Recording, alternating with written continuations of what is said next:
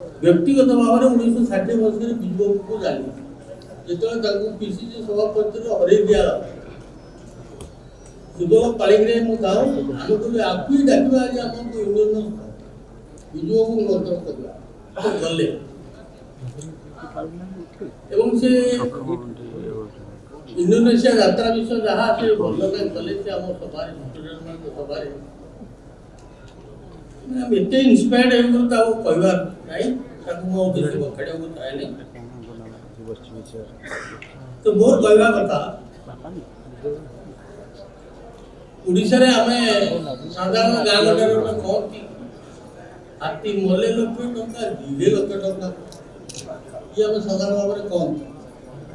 ବିଜୁବାବୁ ଆଜିକାଲି ତ ଲକ୍ଷ କଥା କେହି କହୁନାହାନ୍ତି ଆଜି କୋଟି ଗଲେ ମୁଁ କହିବି ବିଜୁବାବୁ ମଲେ ବି କୋଟିଏ ଟଙ୍କା ବଞ୍ଚିଥିଲେ ବି କୋଟିଏ ଟଙ୍କା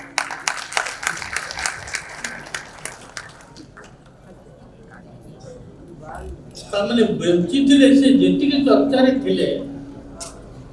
ମରିଗଲା ପରେ ତାଙ୍କ ବିଷୟରେ ଚର୍ଚ୍ଚାଟା ବହୁତ ହଉଛି ପ୍ରତ୍ୟେକ ମଣିଷର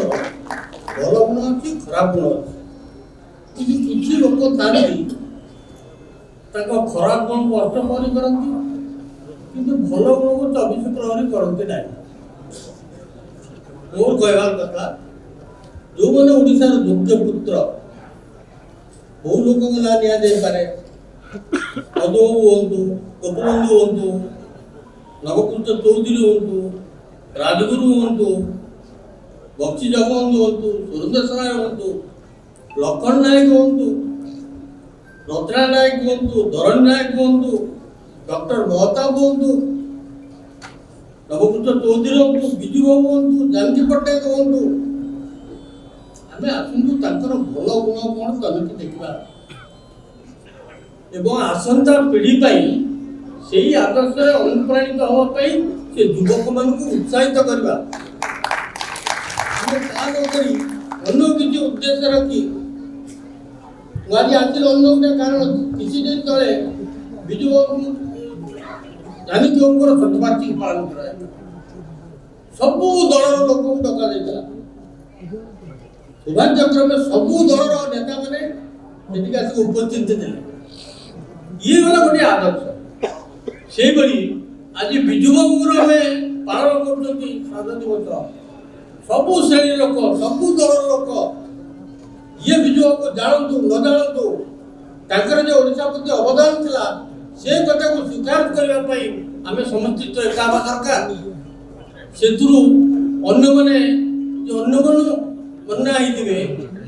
ସେ ଗୋଟେ ସାଂଘାତିକ କଥା ବିଜୁବାବୁ ତାଙ୍କ ଭାଷଣରେ କହୁଥିଲେ ଆପଣ ଶୁଣିଥିବେ ସେ ଟିଭିରେ ଯେ କମି କମି ଯାଉଛି ତାକୁ କେମିତି ରକ୍ଷା କରିବାକୁ ହବ କେମିତି ରକ୍ଷା କରିବେ କହୁଥିଲେ ଅର୍ଥ ସଚିବ ଥିଲେ ମୁଁ ବି ମନ୍ତ୍ରୀ ମଣ୍ଡଳରେ ଥିଲି ଗୋଟେ ସମୟରେ ସେତେବେଳେ ଆମର 10,000 ଟଙ୍କା ବଜେଟ୍ 3,50,000 କୋଟି ଟଙ୍କା ବଜେଟ୍ ହେଲାଣି କିନ୍ତୁ କୋଉ ଜିନିଷଟା ବଢୁଛି ସାମାଜିକ କ୍ଷେତ୍ରରେ ଅର୍ଥନୈତିକ କ୍ଷେତ୍ରରେ କ'ଣ ବଢୁଛି ମଦ କଥା କହୁଛି 35 କୋଟି ମାତ୍ର ଯାଇଥାନ୍ତା ଆମ ମନ୍ତ୍ରିମଣ୍ଡଳ ଥିଲା 250-350 କୋଟି ଟଙ୍କା ମଦ ଆୟ ଏବେ 8,000 କୋଟି 8,000 କୋଟି ମଦ ଆୟ ହେଉଥିବ ତେଣୁ ବହୁତ କଥା ଅଛି ଯେଉଁ କଥା ରାତି ପାଇଯିବ ଯଥାର୍ଥରେ ଯୋଉ ବିଜୁବାବୁ ଚାଲିଗଲେ ଆସେମ୍ବଲିରେ ଯୋଉ ତାକୁ ସମ୍ମାନ ଦିଆଗଲା ଜାନକୀ ବଲ୍ଲଭ ପଟ୍ଟନାୟକ କହିଥିଲେ ବିଜୁବାବୁ ଜାନକୀପଡ଼ା ସଦାନନ୍ଦ ଜେନାରେ କହିଥିଲେ ସେ ହେଉଛନ୍ତି ଝଡ଼ର ଇଗ ଆଉ ଧର୍ମର କୃଷକା ତା ମାନେ କ'ଣ ଇଗ ପକ୍ଷୀ ଝଡ଼କୁ ଡରେ ନାହିଁ ବିଜୁ ପଟ୍ଟନାୟକ ଝଡ଼କୁ ଡରନ୍ତି ନାହିଁ ଅତି ସାହସୀ ଏମିତି 140 କୋଟି ଲୋକ ଭାରତ ବର୍ଷରେ ତାଠୁ ଅଧିକ ଅଛନ୍ତି ଗୋଟିଏ ଲୋକର ନାଁ ଆପଣ କହିପାରିବେ ଯିଏକି ଗୋଟିଏ ଦେଶର ରାଷ୍ଟ୍ରପତିର ନାଁ ଦେଇଥିଲା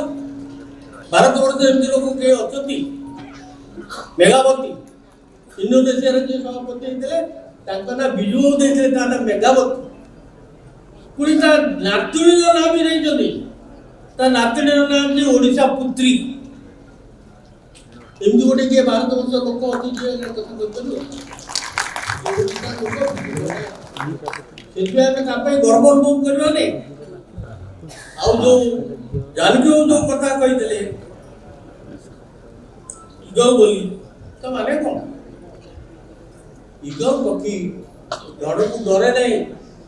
କିନ୍ତୁ ବୟସ ହେଇଗଲେ ସେ କଣ କରେ, ସେ ଯାଇ ଗୋଟେ ପାହାଡ଼ ଉପରେ କୋଉଠି ଲୁଚିକି ରହେ। ବୟସ ହେଇଗଲେ ଥଣ୍ଟ ଲମ୍ବା ହେଇଯିବ, ଗୋଡ଼ ନଖ ବଢିଯିବ, ସେଇଥିପାଇଁ ଗୋଟେ ପାହାଡ଼ ଭିତରେ ଲୁଚିକି ରହେ। ଲୁଚିକି ରହିକି ନ ଖାଇ ନ ପିଇ ସେ ଚେଷ୍ଟା କରେ ତାର ସେ ଯୋଉ ବଙ୍କା ଥଣ୍ଟକୁ ସିଧା କରିବା ପାଇଁ, ବା ତା ଥଣ୍ଟ ଯୋଉ ବଢି ଯାଇଥାଏ ତାକୁ କମେଇବା ପାଇଁ, ଏବଂ ନଖ ଗୁଡ଼ା ଯୋଉ ବଢି ଯାଇଥାଏ ତାକୁ ଛିଡ଼ାଏ। ଛିଡ଼ା ହେଇଗଲେ ଯିଏ ଯୋଉ ନଖ ଛିଡ଼ିଯିବ ତାପରେ ପୁଣି ସେ ଫିଟ୍ ହେଇଯାଏ ପୁଣି ଆଉ ଥରେ ଶିକାର କରିବା ପାଇଁ। ତେଣୁ ଆଜି ଯୋଉମାନେ ବିଜୁ କଥା ଚିନ୍ତା କରୁଛନ୍ତି, ବିଜୁ ତ ନାହାନ୍ତି, ସେଇ ବିଜୁ ବାବୁଙ୍କ ଆଦର୍ଶରେ ଏଇ ଯୋଉ ଥଣ୍ଟ ଛିଡ଼ିଗଲା ପରେ, ନଖ ଛିଡ଼ିଗଲା ପରେ ପୁଣି ଯେତେବେଳେ ଶିକାର କରିବାକୁ ପଡୁଛନ୍ତି, ଆସନ୍ତୁ ସେଇ ଆଦର୍ଶରେ ଅନୁପ୍ରାଣିତ